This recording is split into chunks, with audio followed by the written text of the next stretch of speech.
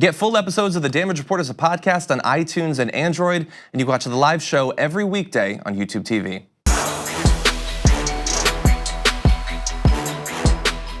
If you listen to Donald Trump at his rallies, he's got this whole midterm thing totally locked down. He's not worried about it.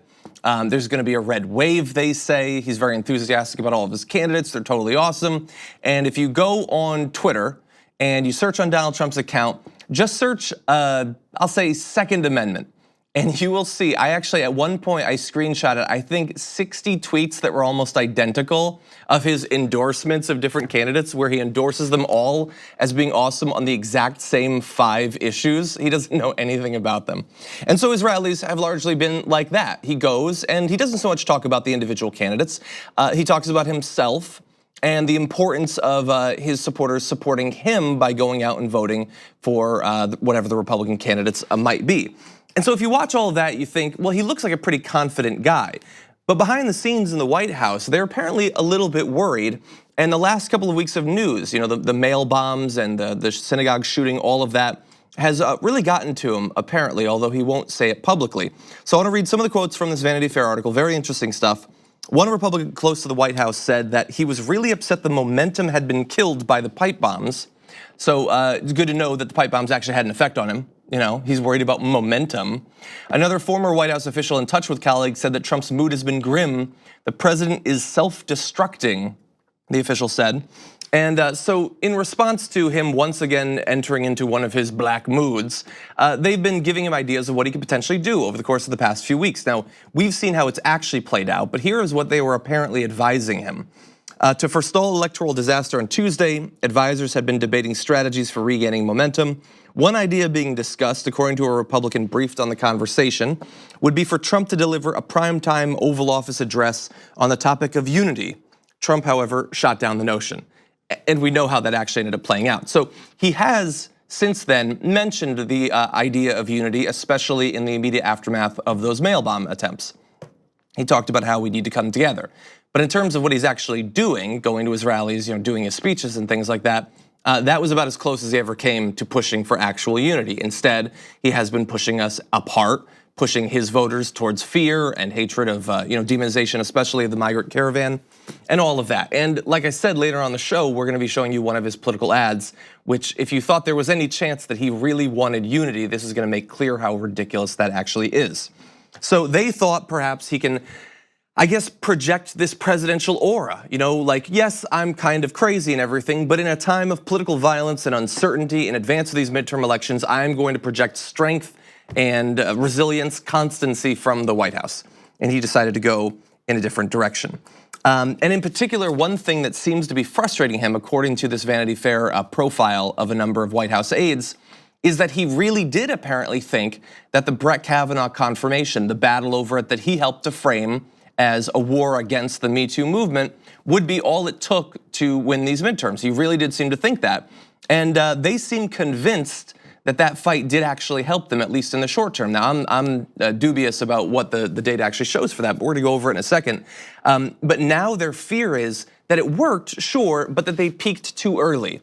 And the initial enthusiasm amongst Republicans as a result of attacking Christine Blasey Ford and other survivors of sexual assault just didn't last long enough. And there's not necessarily enough time to do that again.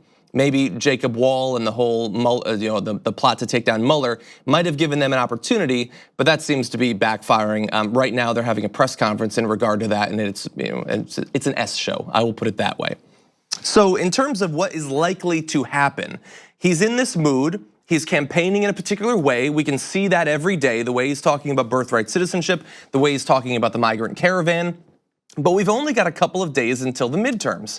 And it seems like, based on the combination of those two things, an increasingly hostile and terrible workplace environment in the White House, and the likelihood that things are gonna be a lot more difficult in terms of ability to govern after the Democrats likely take control of the House, apparently some White House officials are considering moving on. Perhaps the most high profile is Treasury Secretary Steven Mnuchin, who is said to be looking for the off-ramp, Vanity Fair says. According to the source, Mnuchin is getting pressure from his wife, Louise Linton, who's been unhappy about her coverage in the media. The source said she's been treated poorly in Washington and she's like, I want the F out. Although to be fair, Mnuchin says that is a ridiculous comment. So here's the thing, maybe it is a ridiculous comment. It seems a little bit ridiculous, but we will know in a month or two. If he ends up leaving, it's not like he's gonna have to disavow his previous denials. So maybe Steve Mnuchin will be out. There's also some indication that Kellyanne Conway might finally be looking for an exit. That would be positive because her every appearance on mainstream media, as you're seeing right there, man, you guys are so quick with the B-roll. It's just it's a steady parade of lies. She adds absolutely nothing, so she can move on and she'll probably get a job at Fox News or something like that.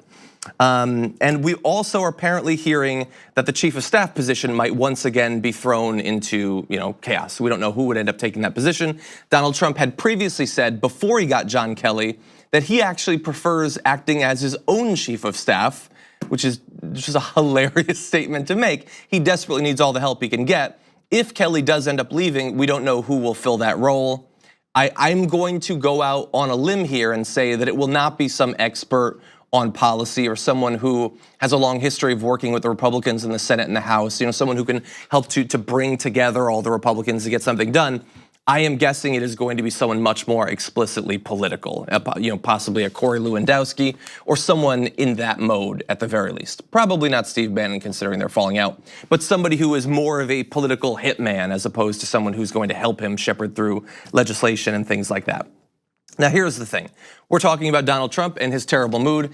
It is likely to get a lot worse in the near term because the midterms now are just five days away. Register, vote, all of that. And things aren't looking great. So if we could bring up this next graph, you're gonna see the generic congressional ballot over time. This is stretching back through the entirety of this year.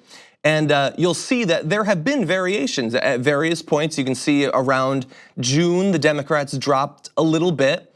And both have been sort of firming up as people's uncertainty starts to drop away. Both numbers are rising. But there really hasn't been any question through this entire year about what's likely to happen.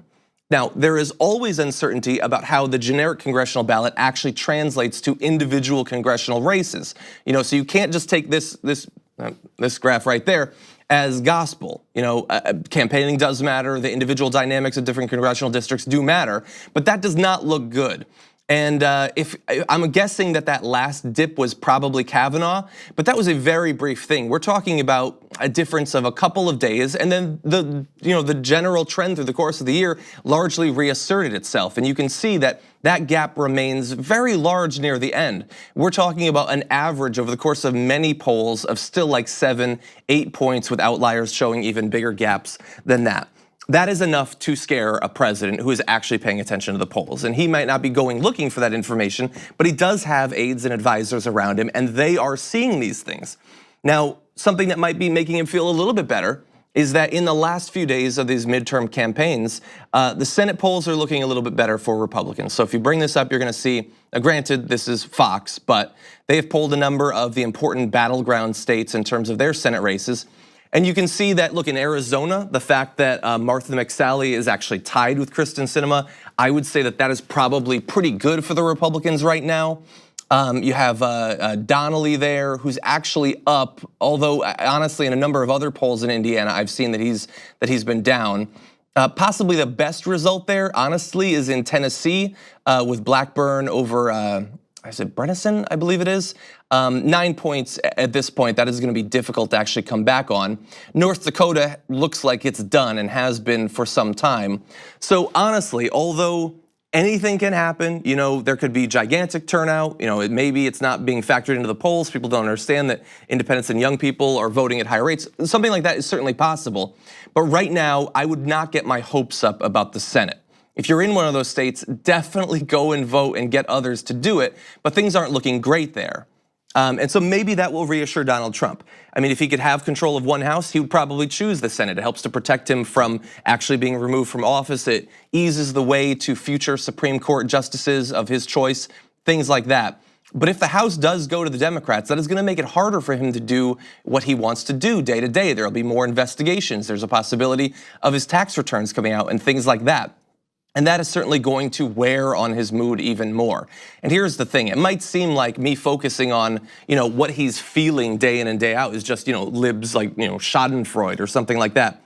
But I don't think that's actually the case. I mean, Donald Trump in the past week or two has gotten more and more extreme in his talk about nationalism, his fairly open appeals to anti-Semitism and white supremacy.